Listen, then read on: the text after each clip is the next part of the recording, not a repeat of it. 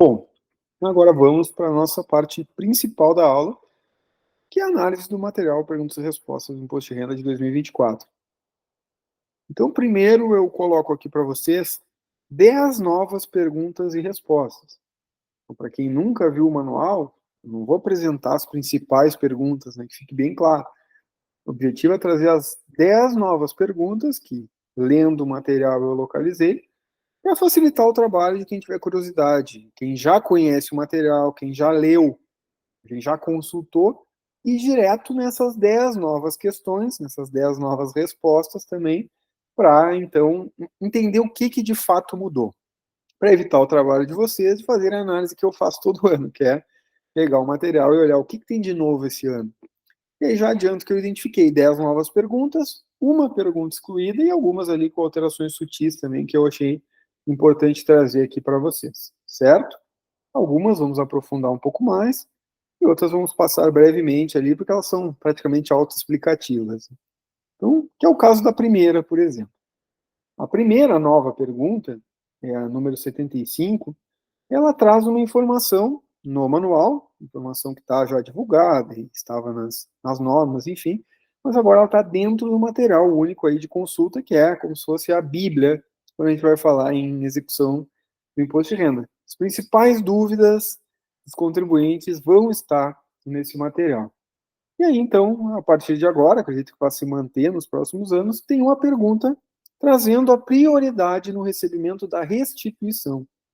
Então, esse ano, né, por uma questão de calamidade pública, aqui no estado do Rio Grande do Sul, nós tivemos, inclusive, uma mudança aí nessa questão. Então, a prioridade total, a primeira, né, o primeiro lote de restituição, veio todo para o Rio Grande do Sul, todos para contribuintes que moram no estado do Rio Grande do Sul. Mas aí, normalmente, as prioridades são, primeiro, pessoa idosa, a partir de 80 anos, ou com 60 anos, com deficiências, com doença grave, aqueles que entregam primeiro a declaração, o contribuinte que utiliza a pré-preenchida, o que opta por receber restituição via Pix, que é uma novidade aí de 2023, e aí depois entram os demais contribuintes que não estão dentro desses grupos, né? E de novo, esse ano entrou o Rio Grande do Sul no primeiro lote, que diz respeito também à pergunta 76, sobre esses lotes, sobre o cronograma de pagamentos. Então, essa prioridade máxima do ano, né, por causa da calamidade, é excepcional, é até 31 de maio de 2024, os contribuintes do Rio Grande do Sul já vão receber, então, as suas restituições. Então, estima-se ali que mais de 1 bilhão do dinheiro dos contribuintes vai voltar, então, para esses contribuintes gaúchos. Vai voltar por quê? Porque foi pago a maior. Então, a restituição é um dinheiro que é do contribuinte. Se pagou a maior, por uma questão de levando lá na tabela progressiva mensal, que é a incidência mensal do imposto, se tinha imposto a pagar. Quando se faz o ajuste anual, que é o que se chama essa declaração, né, que se faz aí até o final de maio, em prazos normais, aí então se viu que realmente tinha que se pagar. Se durante o ano foi descontado mais do que deveria pagar, recebe-se a restituição. Então, o dinheiro que já era do povo que está retornando prioritariamente para auxiliar aí nessa reconstrução aí que a gente está forçadamente, né, tendo que conviver ainda sem saber muito a dimensão de tudo, né? Mas vamos lá, voltando aqui ao assunto. Então, a pergunta 76, ela traz aí os lotes aí, então, 31 de maio, esse vindo para o Rio Grande do Sul, e depois segue as prioridades aí até 30 de setembro, que é a quinto lote, que seria o último, então. Questões informativas, né? Agora, uma questão bastante particular, né? E que trata também de um ponto que eu falei ali nas aulas anteriores, né? A incorporação de soluções de consultas. Então, vejam, essa pergunta 247 é uma incorporação de uma solução de consulta, número 42 de 2019. Então, não é uma interpretação nova, já existia a solução de consulta é uma norma complementar, mas não vai se colocar dentro do perguntas e respostas todas as soluções de consultas que existem. Basta ir lá consultar nas normas da Receita para saber as soluções. E são muitas soluções, inúmeras soluções diariamente. Então, cada classificação de produto é uma solução de consulta para ser acessada, né? Mas nesse manual, nada mais justo incorporar aquelas mais populares, digamos assim, aquelas que dão as maiores dúvidas dos contribuintes. E aí já existe uma solução de consulta estipulando como é o entendimento da Receita. Nada mais justo que essa solução vir para esse material, que é um compilado de mais fácil acesso, né? Então, nessa solução de consulta, ela trata dos benefícios recebidos por servidores públicos federais e membros dos poderes da União aposentados, né? É um benefício especial previsto lá no parágrafo 1º do artigo 3º da Lei 2.618 de 2012. Então, é um caso bem específico mesmo. Então, o entendimento da Receita Federal é que esses benefícios, eles são, sim, tributáveis perante o imposto de renda, porque esse benefício especial ele possui contornos normativos que permitem caracterizá-lo como um benefício estatutário de natureza compensatória. Então, por isso, no entendimento da Receita Federal, ele não pode ser equiparado a uma aposentadoria ou pensão normal, né, um caso atípico, que sim deveria ser tributado, e é tributado, como está esclarecido nessa pergunta, e já estava desde 2019 aí nessa solução de consulta número 42. Essa pergunta 298, que é uma nova pergunta também, que trata de um tema recente, essa é bastante voltada aí para os produtores rurais, né? Então, ela trata do quê? Ela trata sobre a tributação dos valores recebidos em pagamentos por serviços ambientais. Então, o que são os pagamentos por serviços ambientais, né? Toda aquela conservação que os produtores já fazem, aquela preservação, a recuperação também, tudo isso que era feito de graça e até por imposição legal, né, se a gente for ver ali as áreas de preservação permanente, as reservas legais, a partir de 2021 tem essa lei, então, que estipula remunerações, formas de remuneração para esses produtores, né? O pagamento por serviços ambientais. Então, alguns exemplos, né? Existem vários PSAs, como são chamados, estaduais, né? Vários programas de pagamento por serviços ambientais.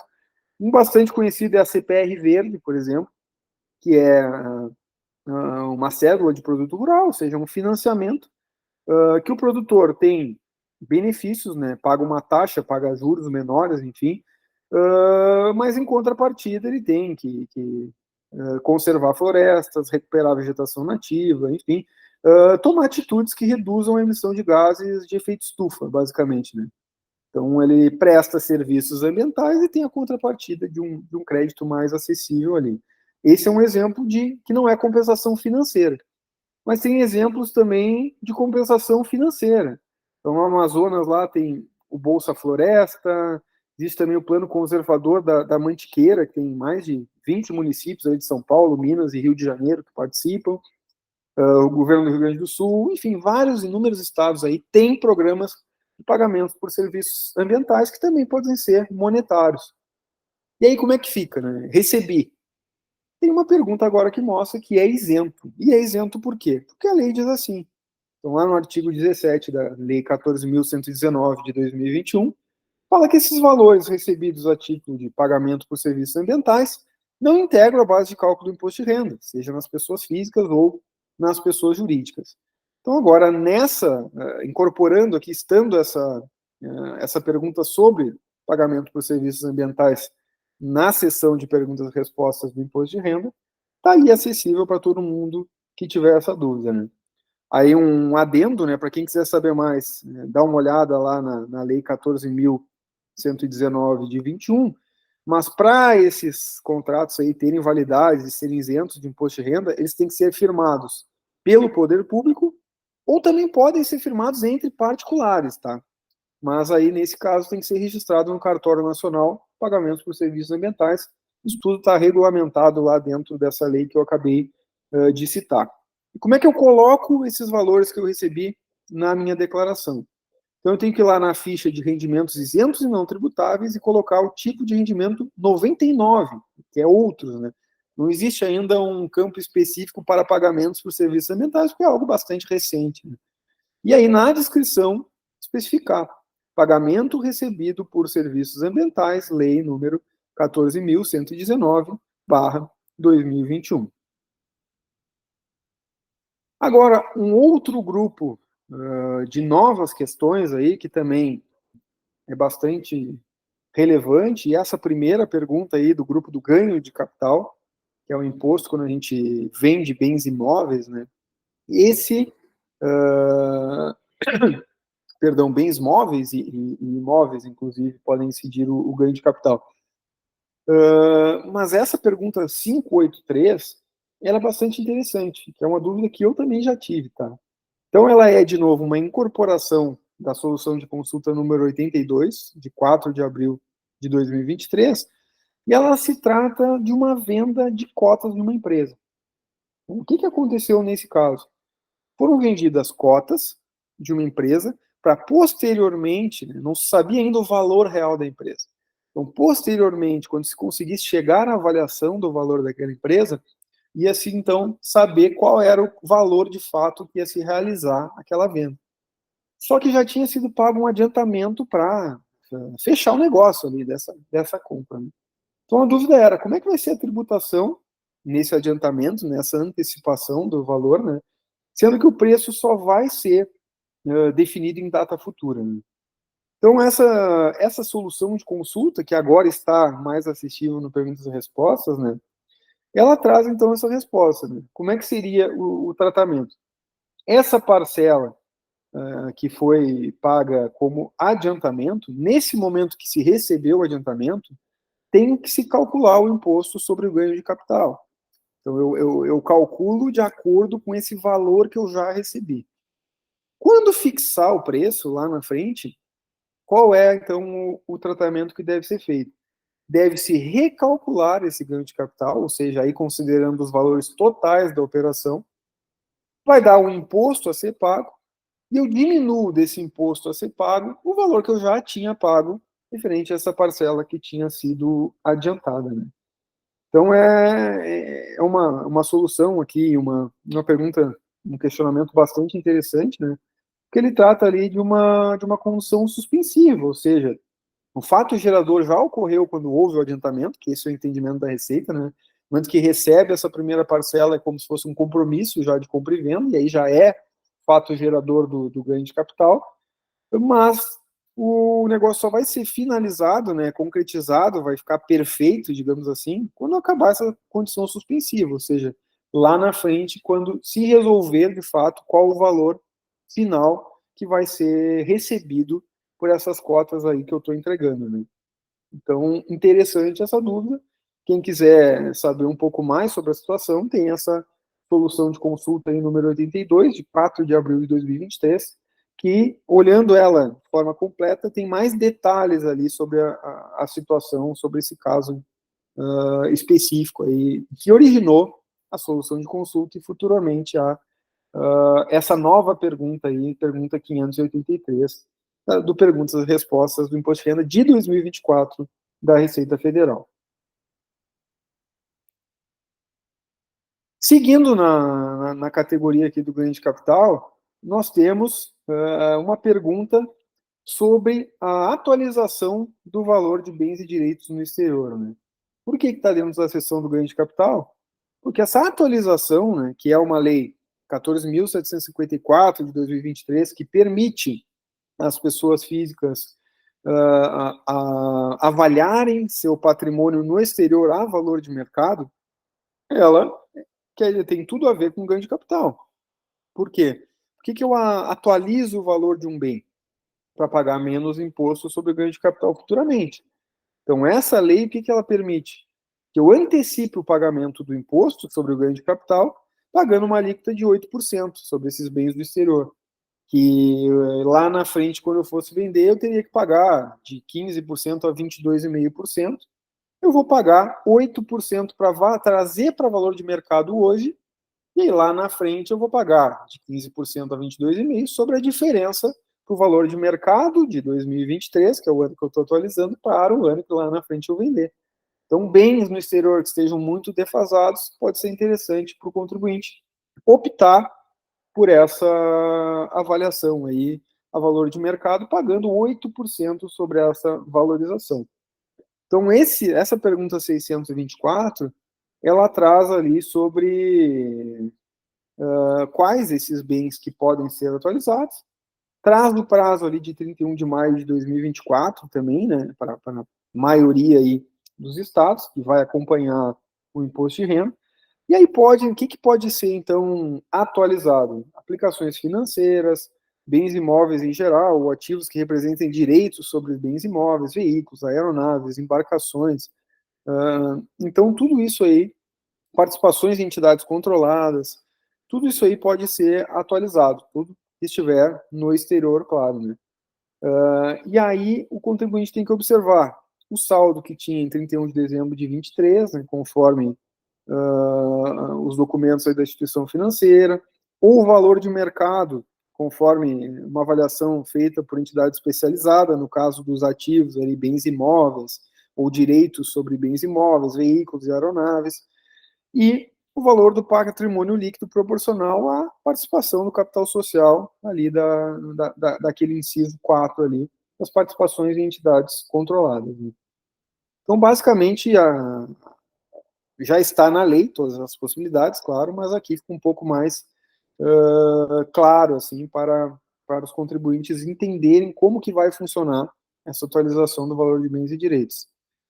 Como eu falei do prazo, né, é 31 de maio, acompanha o prazo do imposto de renda, então, trago aqui uma notícia da Receita Federal, inclusive, deixando claro ali, de acordo com a portaria 415 de 2024, o prazo para opção pela atualização do valor de bens e direitos no exterior, que termina em maio, para os municípios lá que estão dentro da portaria, né, que estão em calamidade pública, a maioria dos municípios do Rio Grande do Sul, claro, alguns de fora, isso é importante observar, fica então para 31 de agosto esse prazo. Então, analisando a legislação, inclusive, isso pode gerar dúvida porque não está explícito na portaria que a opção, o requerimento para essa valorização dos bens do exterior também fosse prorrogado. Tá lá o pagamento do imposto, que é uma condição para se conseguir essa valorização, mas a declaração em si, que é feita lá no ECAC, ela não era obrigatoriamente, olhando ali, eu li várias vezes, não fica claro que também seria. Mas essa notícia aqui da Receita Federal deixa muito claro que sim, e a portaria 415 também abrange a opção ali para preencher esse requerimento aí, solicitando que os bens no exterior sejam avaliados a valor de mercado. Que tem tudo a ver com essa próxima nova pergunta, a 625. Então, quaisquer bens e direitos podem ser atualizados ao valor de mercado? Não, apenas aqueles que a gente já mencionou ali, né? Então, deixa claro aqui que não poderão ser objeto de atualização aqueles bens e direitos que não estavam sendo declarados anteriormente, que já foram vendidos,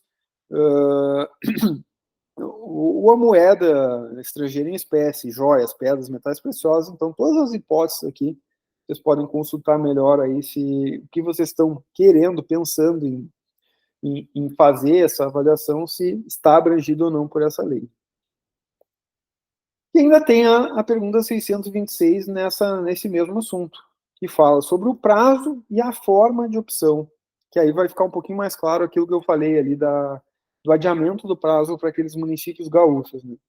Então, poderão, né, como é que vai se dar essa opção pela avaliação a valor de mercado desses bens no exterior? Né?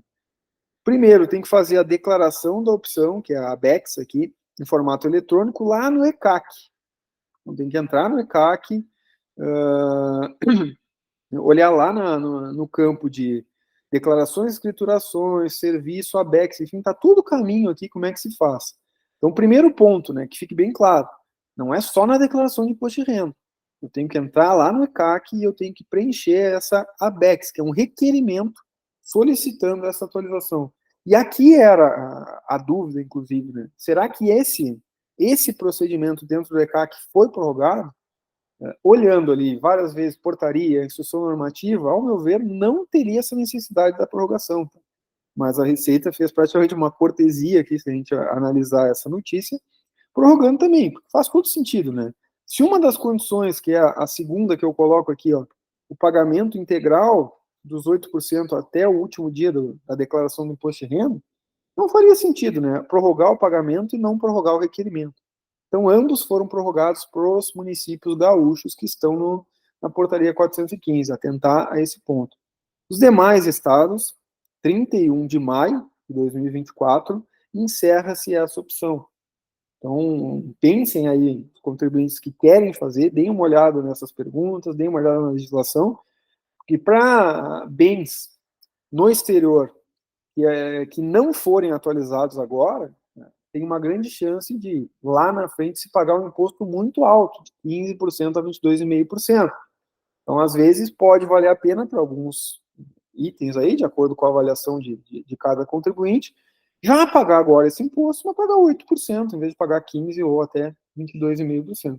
Tem que colocar no papel, olhar lá quais os bens que seriam interessantes, quais não seriam, e aí optar até 31 de maio, na maioria dos estados, e para alguns municípios gaúchos, a maioria dos municípios gaúchos, inclusive, até 31 de agosto, então, possível fazer essa avaliação e optar. E aí eu vou conseguir valorizar se eu fizer essa ABEX, né, esse requerimento, pagar dentro do DARF lá do imposto de renda essa alíquota de 8% sobre o que eu valorizei desses imóveis, né? E aí, então, eu vou estar apto para essa valorização e eu vou lá na minha declaração também colocar, né, marcar os bens que eu optei por essa valorização. Então, vou aumentar o valor do bem e marcar lá num campinho específico, né, um chequezinho que aquele bem eu optei por esse artigo aí, por essa previsão legal dentro dessa legislação. Né? Então, atenção a toda essa legislação, né, porque ela não só dá esse benefício, ela também traz formas de tributação distintas a partir ali de 2024 para fundos no exterior, para bens no exterior, para participação em empresas. Então tem que analisar aí e ver bem com o advogado, contador, se vai valer a pena ou não antecipar esse pagamento de imposto, mas pagar menos imposto do que pagaria lá na frente, né? Certo? E outro ponto aí, outra nova questão sobre ganho de capital, a pergunta 657, que fala aí da isenção do único imóvel. O que é? Essa é uma hipótese de isenção que já existe há bastante tempo, que é quando o contribuinte tem apenas um imóvel e ele vende por um valor até 440 mil. Então ele não paga imposto sobre o ganho de capital. Então ele pode ter comprado esse imóvel por um valor muito baixo, mas se ele vendeu até 440 mil, ele não vai pagar o ganho de capital, o imposto sobre essa diferença do valor que ele tinha recebido lá, que ele tinha comprado o imóvel, para o valor agora que ele está recebendo na venda. É isento pela legislação. Só que havia essa dúvida, né? Tá, o imóvel é comercial, tem algumas isenções que elas são restritas a imóveis residenciais. Essa isenção, ela vale para imóveis comerciais? E essa pergunta aqui deixa claro que sim, desde que não tenha sido realizado qualquer outra alienação nos últimos 5 anos, que isso aí também é um dos requisitos legais para se atingir essa isenção. E é mais uma incorporação de solução de consulta, a número 264, aí de outubro de 2023, uma solução bem recente.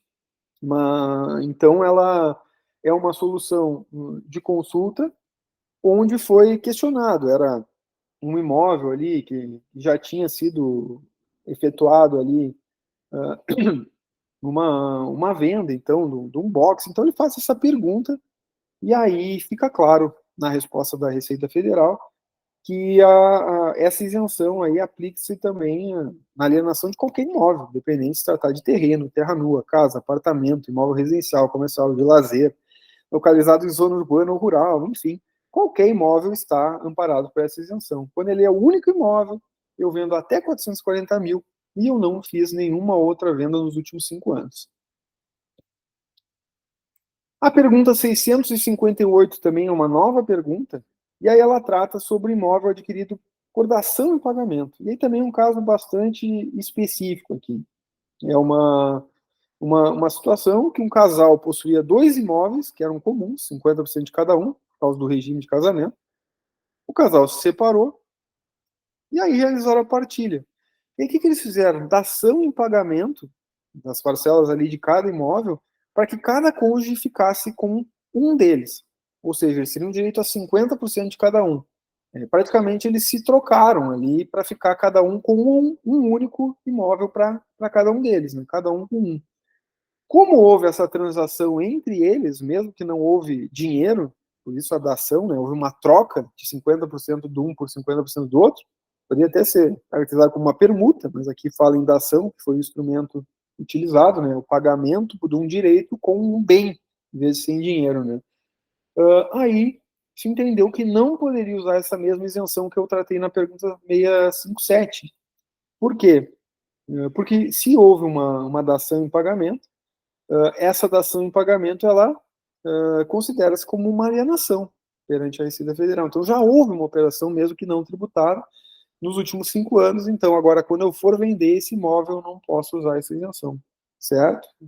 Para ficar bem claro, né? Eu tenho dois imóveis no meu nome, eu sou casado na comunhão parcial ou universal, enfim, mas esses imóveis são comuns com a minha esposa. No caso de um divórcio, eu teria 50% de dois imóveis, né? 50% de cada um deles. Se eu quiser que esses imóveis fiquem um para mim e um para minha esposa, eu estou fazendo ou uma permuta ou uma dação, que são considerados como alienação. Logo, nos últimos 5 anos eu fiz uma alienação, então eu não posso. Por isso que não me enquadra aí nos requisitos para poder usar dessa isenção por único imóvel. Uma pergunta bastante interessante aqui e novidade. E não é uma incorporação de solução de consulta, vejam bem.